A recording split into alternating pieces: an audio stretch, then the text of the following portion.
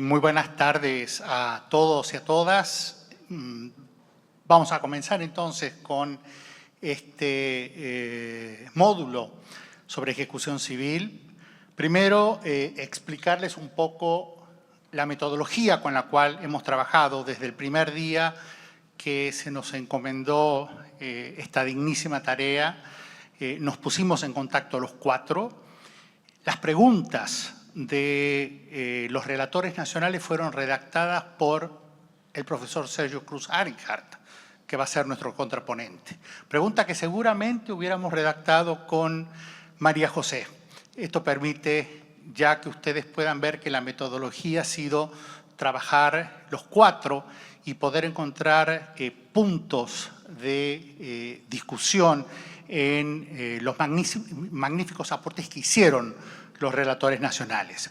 Segundo punto importante desde lo metodológico, en el relatorio general que tienen ustedes, no tienen elementos dogmatizantes, en el sentido de que no hemos querido con María José sino copiar y pegar directamente los relatorios nacionales. Hay introducciones que trabajan keywords y temas esenciales como para poder comprender de qué se trata cada uno de los 9 puntos que vamos a trabajar. Finalmente, nuestro relatorio general no tiene conclusiones. Las conclusiones van a estar hoy y las conclusiones van a venir de ustedes.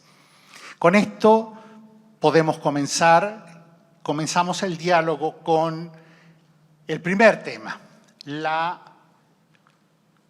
justicia y el acceso a la justicia ejecutiva o a la ejecución como derecho humano, como derecho fundamental.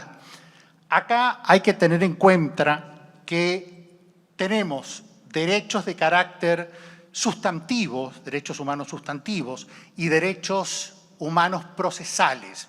Esta distinción ha estado muy bien detallada por el Relatorio Nacional de España. Curiosamente, de los 10 relatorios nacionales, solamente 4 relatorios hicieron hincapié en este punto de entrada, lo que denominamos el punto de introducción, la puerta de introducción convencional y constitucional a la ejecución civil.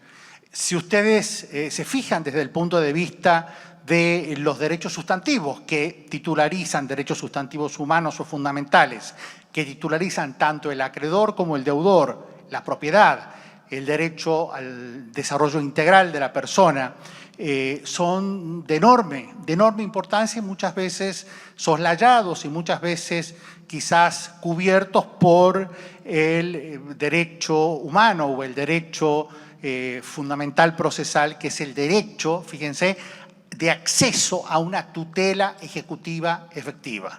Esto también compete al hecho de que la tutela ejecutiva tiene que llevarse en forma adecuada y tiene que ser oportuna.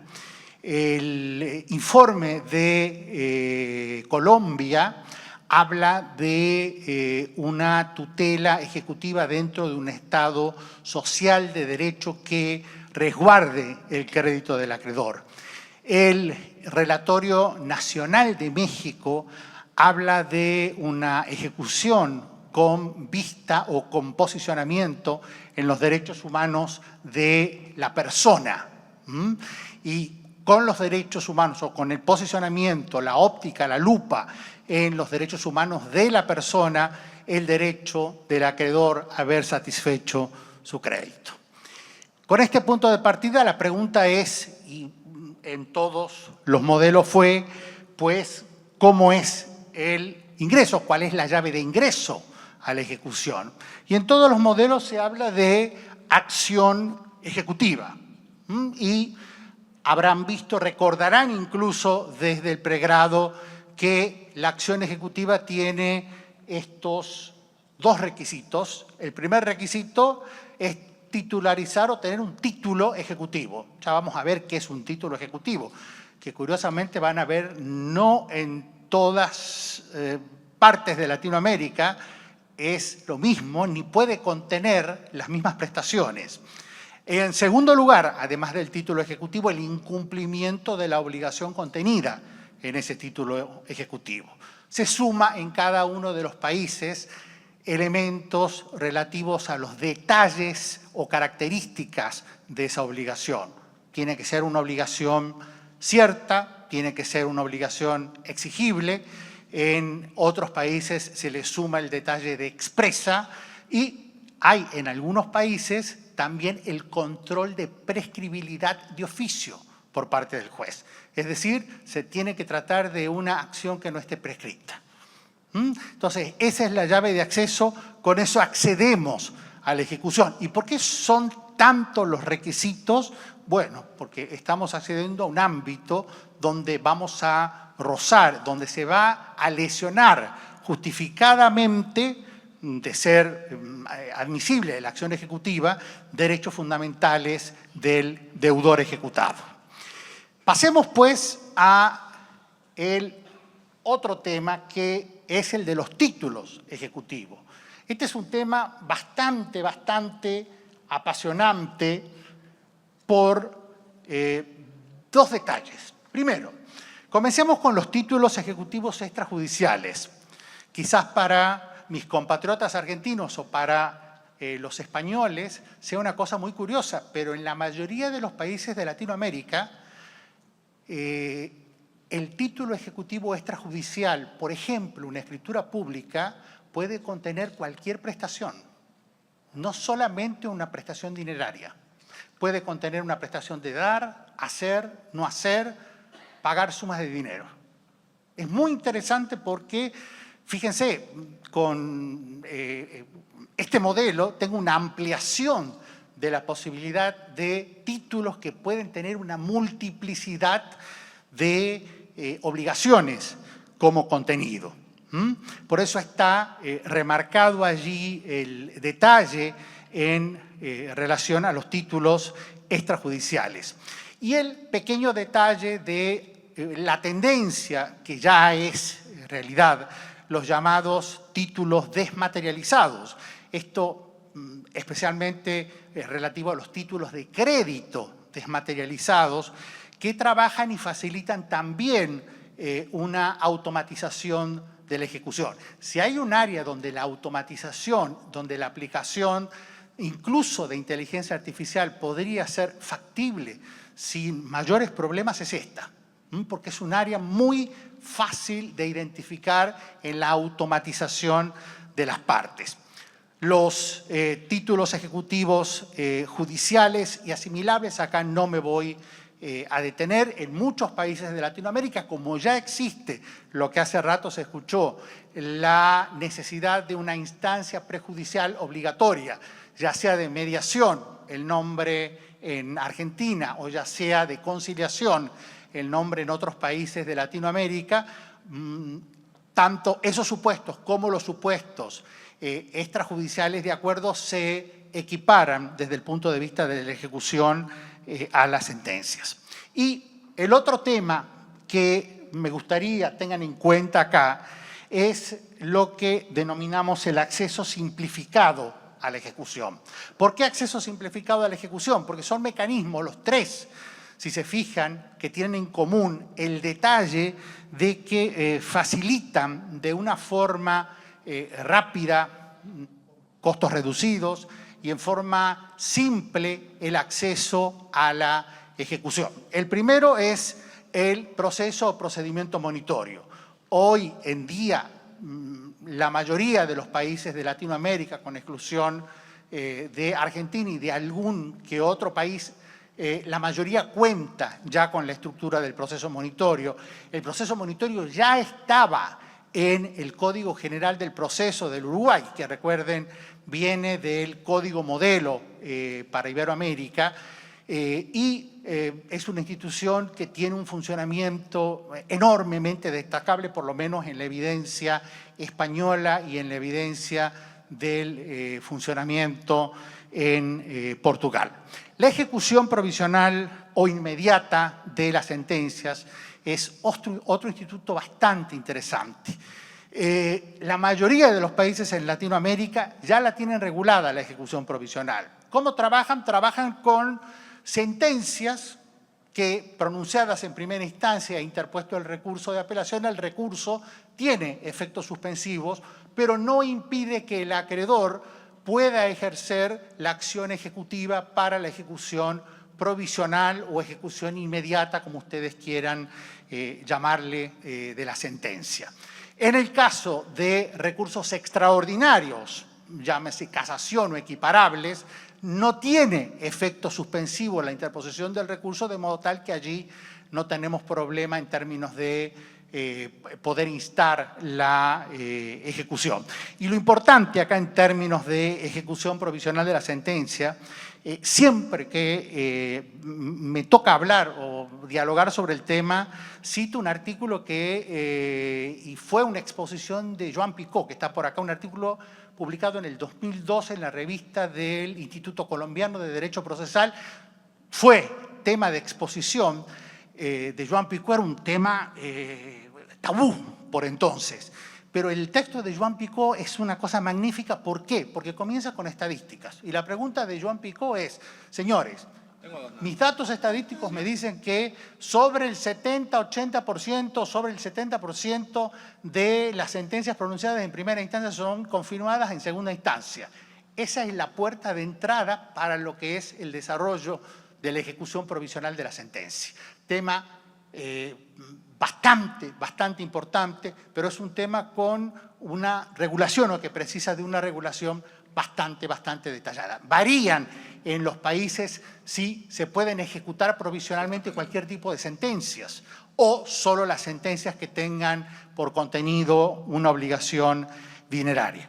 El último tema que trato, el reconocimiento de las sentencias pronunciadas en el extranjero a través del procedimiento simple de exequatur o los convenios bilaterales que existieran entre los países y el reconocimiento de los laudos extranjeros con el convenio o la Convención Internacional de Nueva York.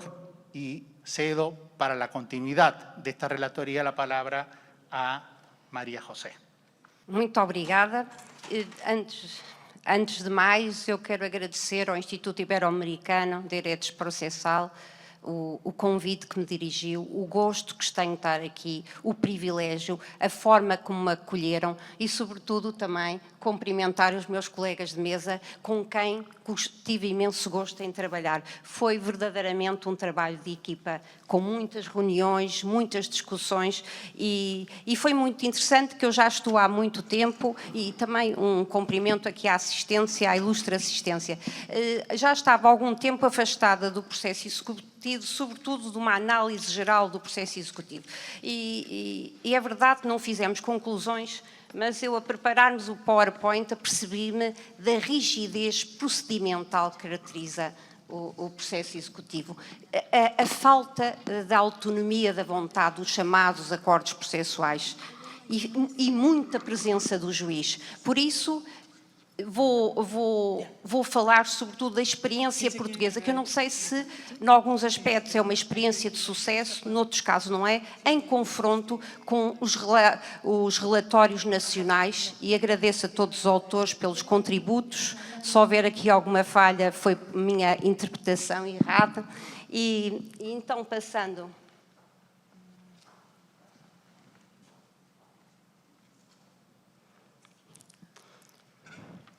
Um dos aspectos que analisámos com base nos informes foi a questão de saber se figurava ou não o princípio dispositivo na ação executiva. Isso, todos os informes concluíram que a execução pressupõe sempre a iniciativa do credor. Não notámos divergências. É claro que na execução coletiva vamos encontrar mais adiante algumas especificidades. Relativamente um ponto muito interessante, que há muita divergência entre os países envolvidos. A questão se é possível ou não intervir em terceiros, admitir a intervenção de terceiros no processo executivo, ou seja, as modalidades previstas para o processo de conhecimento serem aplicadas no processo executivo. Aqui encontramos uma grande variação de regimes. Alguns países admitem, Uruguai, México e também Portugal admite algumas formas de intervenção,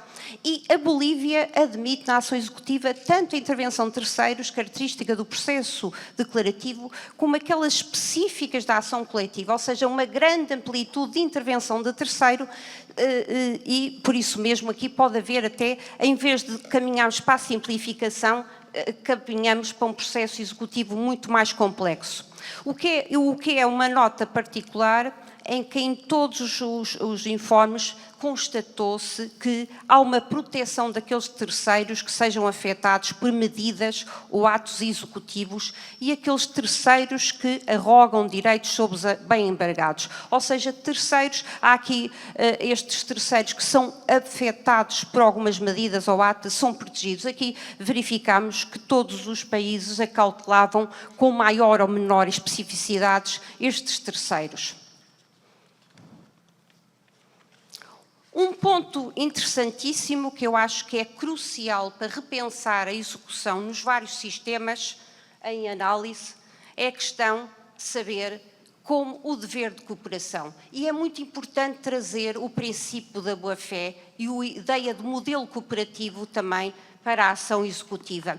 E aí também há grandes diferenças entre alguns países. Há países, alguns ordenamentos consagram um dever de colaboração, expresso, Espanha, Brasil, Uruguai, Portugal. Também se prevê uma averiguação pelo tribunal e também se penaliza quem não colabora com a justiça. Eu acho paradigmático o caso do Brasil, que considera ato atentatório à dignidade da justiça a conduta do executado que intimado não indica ao juiz quais são e onde estão os bens sujeitos à penhora e os respectivos valores.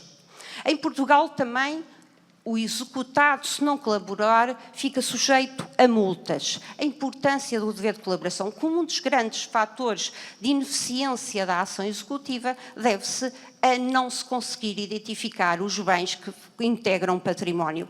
E eu agora trouxe a solução que o ordenamento português concebeu desde 2014, que consagrou um procedimento extrajudicial, prévio à execução, por isso, célere, simples e com baixos custos, que em outras finalidades visa identificar os bens penhoráveis, ou seja, visa apurar se é viável ou não a ação executiva. Por isso é um procedimento antes da ação executiva e que pode servir muito bem para saber se o executado tem em seu nome ou não bens suficientes.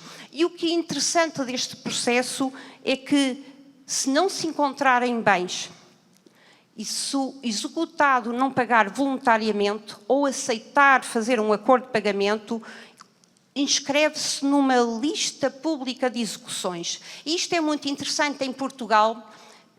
Publicita-se os executados que não pagam e que não colaboram na identificação dos bens.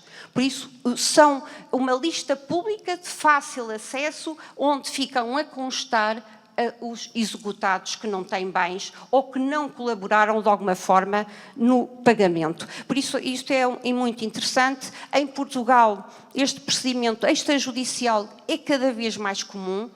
As últimas estatísticas percebem-se que o exequente recorre e, através de um formulário muito simplificado, há uma figura que é o agente de execução, que já falei, que promove essa averiguação junto das bases de dados públicas e que a figura analisa a viabilidade ou não da ação executiva.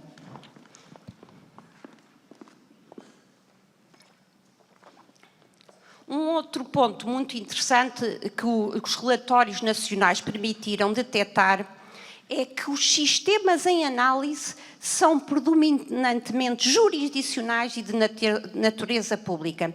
A exceção o regime português, com a figura do agente de execução, e em Espanha já se nota sinais de alguma desjudicialização, mas ainda muito restrita. Claro, no Brasil está em discussão o projeto de 2019, que atribui ao tabelião do protesto o exercício das funções similares ao agente de execução. Optámos por trazer aqui a figura do agente de execução por dizer que a nossa, e ainda hoje se falou agora na mesa anterior da questão da desjudicialização. Em Portugal, a execução corre por conta e sob a direção de um profissional liberal que é um mero auxiliar de justiça, mas verdadeiramente um processo executivo em Portugal pode correr sem que o juiz tenha intervenção. E isso é muito interessante. O agente de execução executa, o juiz decide. É a ideia mais importante do processo executivo. Por isso, eu achei, comparado com todos os outros ordenamentos, de destacar este caminho de Portugal, no sentido de permitir que a execução corra de forma judicializada, confiando num agente de execução que tem formação, é sindicado disciplinarmente, tem um código deontológico e que sofre sanções disciplinares por uma determinada comissão independente. Por isso, isto é uma nota que se destaca de diferente dos diversos ordenamentos, sobretudo que assentam na figura do juiz.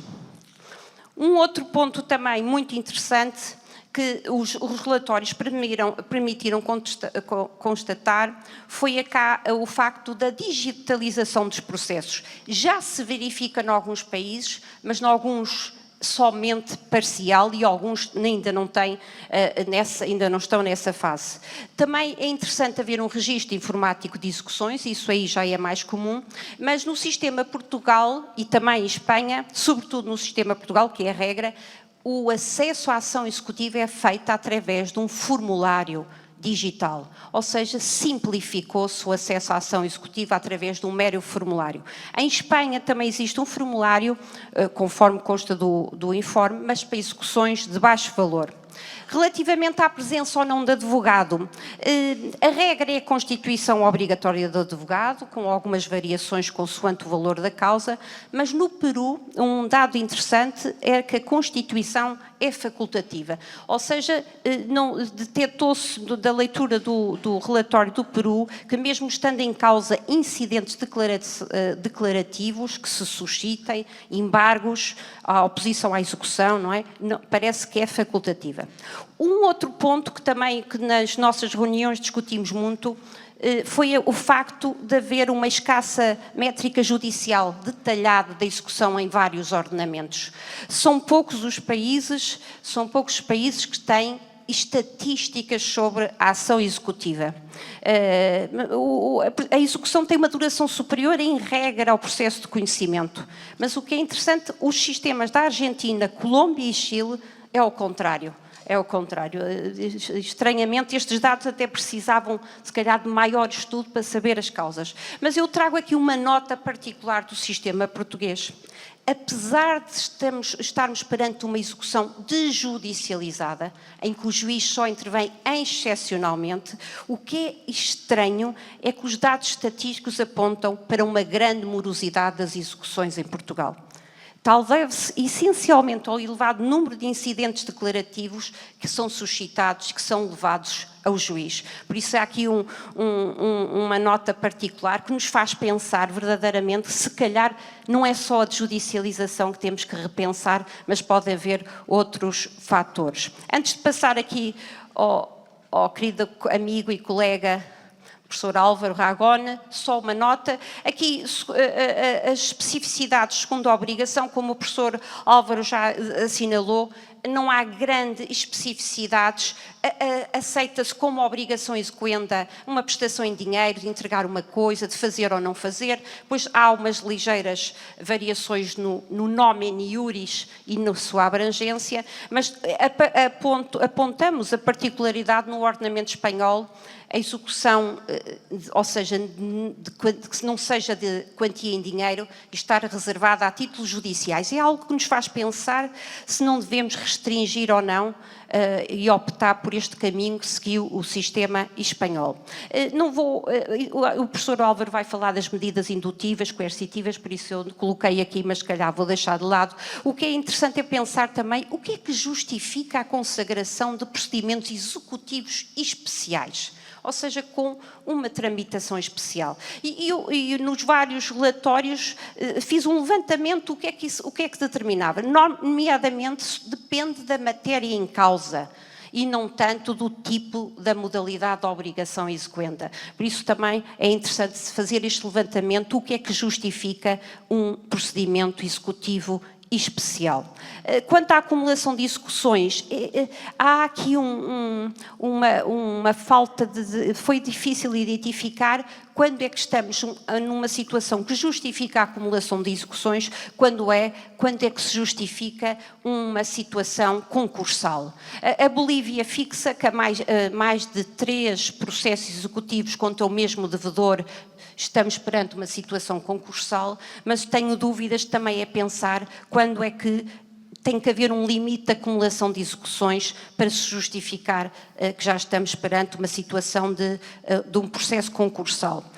Relativamente ao ponto terceiro, para terminar e ser mais breve, queria chamar a atenção do facto de um ponto que eu acho que é de ponderar e com tão ilustre assistência, que eu achei interessante saber se a citação tem que ser feita antes do embargo, ou antes, em Portugal diz a penhora, ou depois da penhora. É saber, será, em Portugal a regra é que o executado só é citado depois do embargo de bens. Será que devemos caminhar mais neste sentido ou não?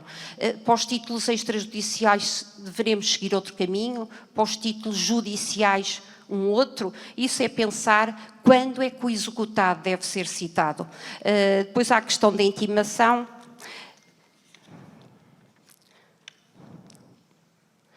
Quanto aos recursos no âmbito da ação executiva, o interessante é que a regra é a admissibilidade do recurso, e perpassa quase todos os relatórios, mas como exceção destacamos o exemplo do Uruguai, onde se consagra em nome da celeridade da execução a regra da inapelabilidade. Uma situação muito interessante, também faz pensar se devemos ou não restringir e ir por este caminho da inadmissibilidade do recurso em nome da eficiência do processo. Por fim, neste meu ponto, queria falar da questão da autonomia da vontade na execução. E isso é interessante pensar, que se estuda muitos negócios processuais, a doutrina no Brasil, e temos cá grandes estudiosos, avança muito sobre negócios processuais em todas as áreas, mas nos relatórios não ressaltou essa predominância da autonomia da vontade. Salvo em alguns casos. O Chile... por exemplo, admite-se o pagamento faseado para evitar a venda de bens, embora sem apoio legal. O caso especial e previsto na lei é Portugal. Portugal são admitidos acordo entre o exequente e o executado, com plano de pagamentos, ou até um acordo global com a participação de todos os credores. E por isso é o espaço dado à autonomia da vontade e e isto em Portugal tem sido um sucesso. Os acordos o plano de pagamentos, o acordo que possa envolver uma moratória, um perdão total ou parcial, tem sido um sucesso e uma grande causa da eficiência de alguns processos. No Brasil, a requerimento executado é possível parcelar a dívida exequenda, mas a prerrogativa é restrita a títulos extrajudiciais, por isso não é muito ampla. E por isso, relativamente, isto também é um ponto que eu acho interessante saber qual é a dimensão dos acordos ou dos negócios processuais na ação executiva e se devemos deixar mais predominar ou prevalecer estes espaços de consenso ou pelo menos de tentativa de consenso entre o exequente e o executado. E agora estes pontos principais já os tentei apresentar, vou passar agora ao professor Álvaro para continuar na apresentação dos outros questões. Obrigado, profesora María José. En relación a las defensas del ejecutado, defensas, excepciones, como quieran que se llame en cada uno de los sistemas, la división es clara. Hay un menor número de posibilidades de defensas cuando se trata de un título ejecutivo judicial, lo cual es obvio, Ya hay una decisión y esa decisión solamente puedo objetarla con la acreditación del cumplimiento, de la imposibilidad de cumplimiento de la obligación, con la extinción de la obligación. El problema va a ser cuando se trate de un título ejecutivo extrajudicial y allí vamos a tener defensas que vamos a denominar procesales, las relacionadas con los presupuestos procesales, competencia, legitimidad, etcétera, etcétera, etcétera, las que tenga regulada cada uno de los ordenamientos. Y en lo que va a variar es en las excepciones o defensas admitidas de mérito en relación a la ejecución. Y en relación a la ejecución vamos a tener defensas que atacan la acción ejecutiva. Recuerden que en el proceso ejecutivo, y esto es en todos los relatorios, se da ese elemento, el juez que va a intervenir, porque en la mayoría de los sistemas iberoamericanos interviene el juez para esta decisión. El juez va a decidir no sobre la acción ejecutiva. La acción ejecutiva ya fue decidida desde el momento en que la acción ejecutiva fue admitida y se dictó la primera resolución, requerimiento de pago, intimación de pago, mandato ejecutivo, como quieran ustedes llamarlo. Lo que va a decidir el juez o quien tenga que decidir acá es sobre la defensa que opone el deudor ejecutado. Hay modelos donde admiten cualquier tipo de defensa. Se puede hacer valer cualquier tipo de defensa con cualquier medio de prueba. No son la mayoría de los casos. En la mayoría de los casos hay limitado número de defensas oponibles o excepciones oponibles y no solo eso, hay limitación también a la prueba. Por regla se acepta la prueba documental y complementada con la prueba pericial y muy excepcionalmente la prueba testimonial. Esto no es irrazonable porque trabaja con el paralelismo de forma. Si la acción ejecutiva, el fundamento, el elemento base de la acción ejecutiva es un título ejecutivo, es decir, un documento, bueno, el elemento que podrá destruir probatoriamente por excelencia al documento será otro documento.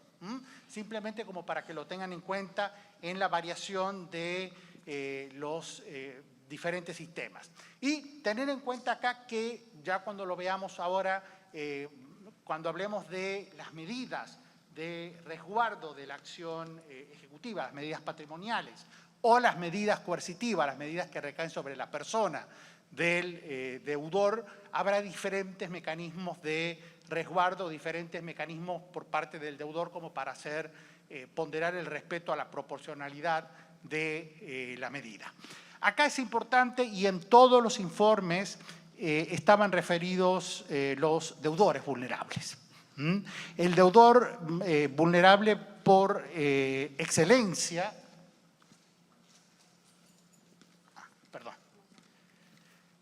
el deudor vulnerable por excelencia es hoy por hoy el consumidor. Es uno de los deudores vulnerables normales previstos, pero no solo el consumidor, las personas de tercera edad y otros sujetos en estado de vulnerabilidad. Otro punto importante acá en términos de deudores vulnerables es que hemos dejado los procesalistas de lado.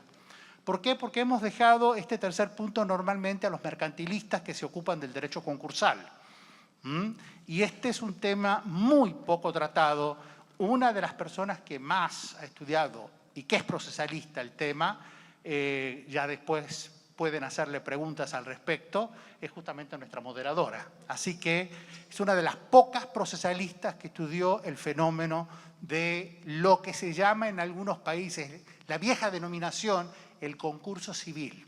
Y digo vieja denominación porque es una denominación tomada del antiguo derecho concursal francés, que distinguía el concurso y que concebía el concurso solo pensado para el hombre de comercio, para el comerciante.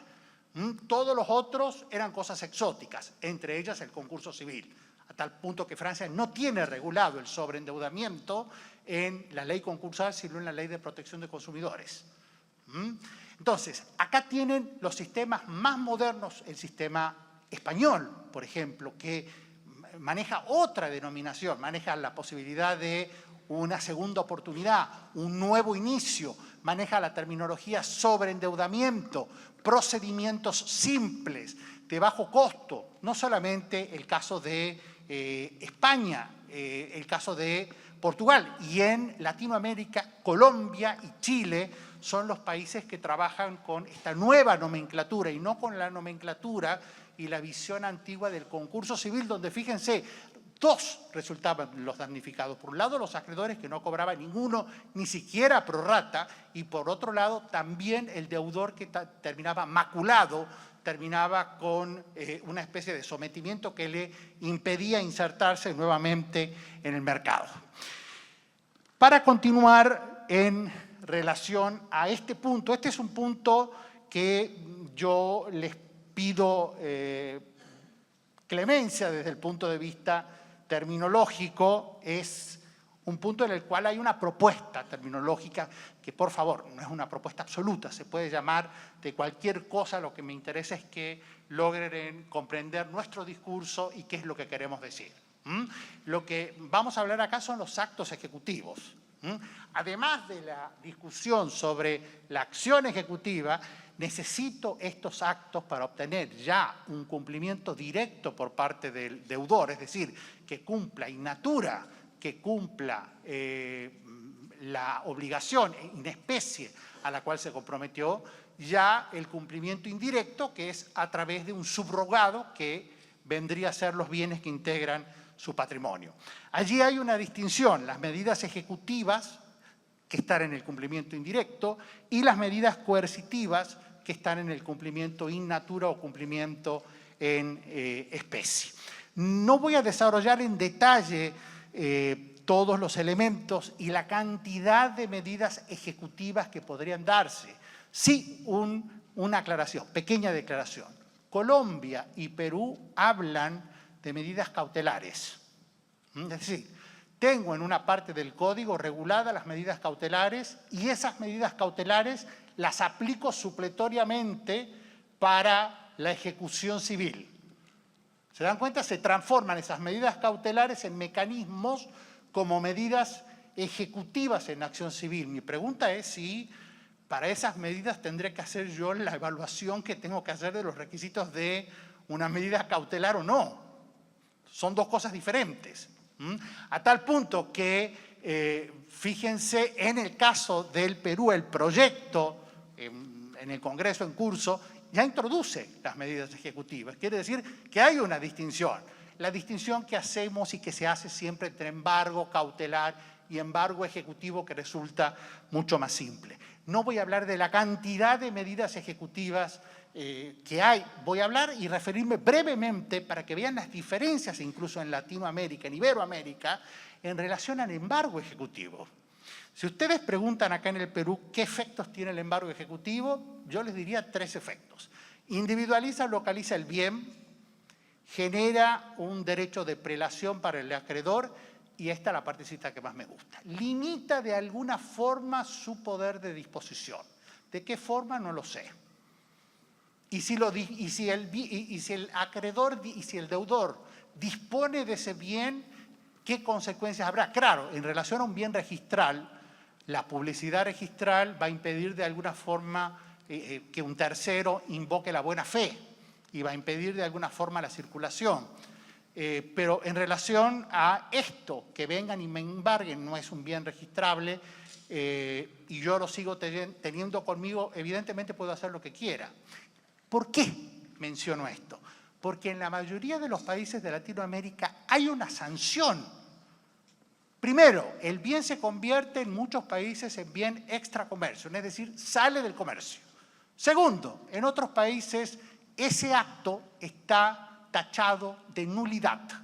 Si yo, como deudor, en ajeno dispongo un bien embargado, ese acto es nulo o inoponible al acreedor embargante.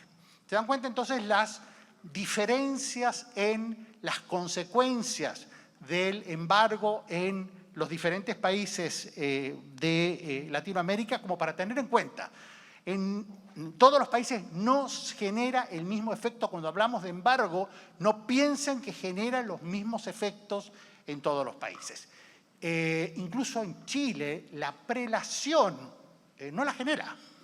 ¿Por qué? Porque todos los acreedores tienen que ser tratados, salvo que tengan un privilegio legal, como acreedores quirografarios hayan obtenido el embargo cuando lo hayan obtenido. Pie de igualdad de trato en el tiempo. Lo último, las medidas coercitivas de cumplimiento in natura. Aquí es importante que tengamos en cuenta que hemos estado influenciados, ha sido una influencia muy fuerte desde 1804 con el Código Civil. El Código Civil regulaba en un artículo X lo siguiente: el deudor puede liberarse del cumplimiento de una obligación de hacer pagando la suma correspondiente. Esa era la regulación que tenía el Código de Napoleón de 1804. Es decir, la sartén por el mango, la decisión la tenía el deudor en el caso de una obligación de hacer o de no hacer. Todo era susceptible de ser sustituido por pecunia. Incluso un hacer que sea un hacer no personalísimo. Claro, si es un hacer personalísimo o no fungible, es sustituible. El problema es si yo requiero de ese deudor que lo haga, aun cuando sea fungible. Fíjense que esto es tan importante que Francia recién modifica su derecho de las obligaciones en el año 2016. Y este artículo que yo les reproduje hace rato está reformulado actualmente. Y fíjense cómo está reformulado actualmente. Corresponde al acreedor ser satisfecho según su interés y solo excepcionalmente en equivalente cuando el cumplimiento de la prestación sea desproporcional o imposible por parte del deudor ejecutado. ¿Notan el cambio? En un momento el centro de atención es el deudor. Desde el 2016 es el acreedor. Bien, y de allí van a surgir en los diferentes modelos los diferentes tipos de medidas coercitivas. Las multas, las astrentes, en algunos casos el uso también de arresto coercitivo. Acá muy interesante que tengamos en cuenta detalles que parecen de sentido común, pero a veces parece que se nos escapan. Hay un instituto que funciona muy bien, se lo usa, fíjense, en Argentina está desde 1968, está en el Código Civil en el Código Civil de 1968, que son las astraintes.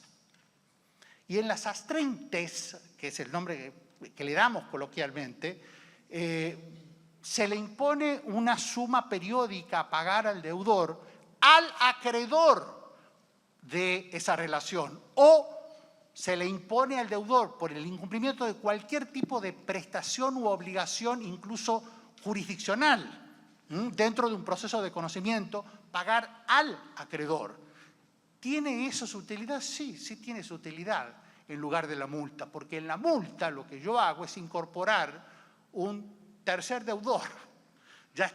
Un tercer acreedor, perdón, ya estaba yo como acreedor, con la multa sumo un segundo acreedor y además va a cobrar con privilegios en relación a ese deudor con el cual estoy enfrentado. En temas de medidas coercitivas es interesante el planteo en la reforma brasileña con las medidas atípicas. Es decir, que el juez escoja la medida más adecuada para la situación en concreto. No todas las situaciones del deudor conductual, de un deudor de una prestación conductual, son las mismas. Y el mejor que puede conocer es el sujeto o el órgano de ejecución o el juez quien participe prioritariamente de esa ejecución como para establecer la medida que sea más adecuada para el caso en concreto. Parece muchas veces que tenemos temor de qué ordenará el juez, porque la idea del principio de legalidad era que el deudor conozca todos los mecanismos posibles que podrían eventualmente coercionarlo. No, un sistema de medidas atípicas no es un sistema que no tenga medida o que vaya contra la legalidad, es un sistema en el que el juez va a escoger la medida que razonablemente, por necesidad, adecuación y proporcionalidad, sean la más adecuada para ese caso en concreto. Con esto termina lo mío y continúa María. Professor Álvaro, esta questão, e prometo ser breve, esta questão das medidas atípicas, acho que o público, o ilustre público, poderá contribuir. Eu acho que é um tema interessantíssimo, utilizando a diretriz legal que consta do Código de Processo Civil do Brasil. Relativamente à execução, já na reta final da apresentação, selecionando a execução em processos coletivos, aqui foi também interessante verificar a dificuldade que há em regular e em aceitar algum modelo ideal. Os ordenamentos, os relatórios confessavam que não havia uma regulamentação específica ou especial, a dificuldade em fixar e escolher esse modelo ideal, tirando algumas respostas diferenciadas do Chile, México e Espanha.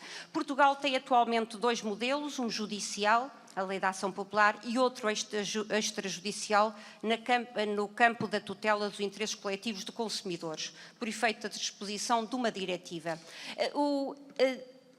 Contudo, este modelo ainda não temos dados para ver a sua eficiência ou ineficiência, mas eu queria trazer aqui, quase mesmo de uma forma muito sintética, o modelo europeu de judicializado em tutela de interesses coletivos de consumidores, que, como eu disse, que já está em Portugal previsto, e em Espanha, quando fizemos o relatório geral, ainda não tinha conhecimento deste projeto de lei espanhol de 14 de março de 2025, que também traz uma grande ideia de judicialização no âmbito dos interesses coletivos. Eu dou aqui o exemplo de Portugal, mas já fica aqui a referência ao projeto de lei de Espanha, muito interessante e muito completo, muito mais completo que o português.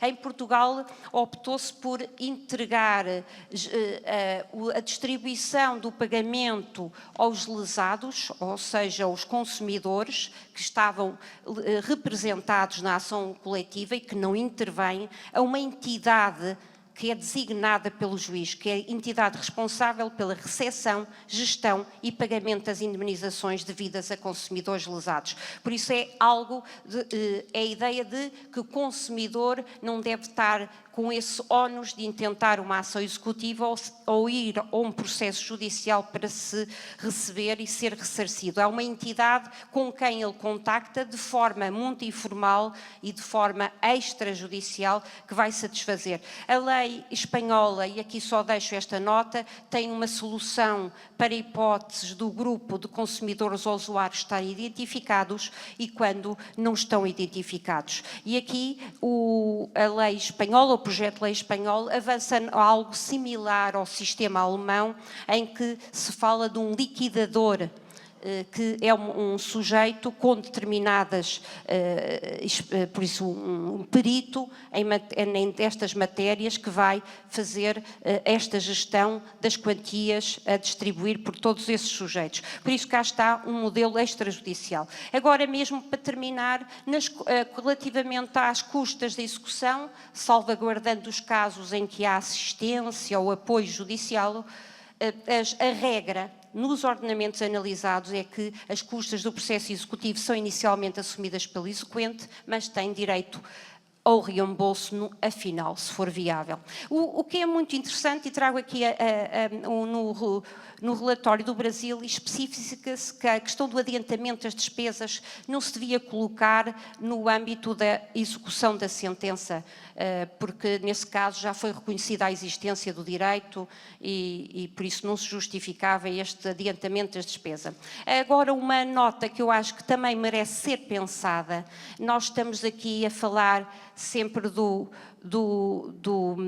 falámos do favor creditoris, mas também temos que pensar, muitas execuções podem ser execuções injustas. E eu trago aqui uma ideia de Portugal que consagrou que se a oposição à execução for procedente, o exequente responde pelos danos culposamente causados ao executado. Ou seja, passamos de um favor creditoris para pensar como é que vamos tutelar as execuções injustas. Por isso é uma matéria que também temos que pensar que normalmente o devedor não é sempre o mal da fita e também merece ser tutelado. Por fim, a cota litis, também uma nota particular. Os ordenamentos permitem todos os pactos cota litis. Unicamente o regime português proíbe estes pactos por várias razões, por isso aqui uma especificidade do sistema português, não sei se é bom ou mau, mas aqui não queria deixar de a trazer. E por aqui termino a apresentação e agradeço imenso esta possibilidade e esta equipa fantástica com quem trabalhei. Muito obrigada, professora Marcarena.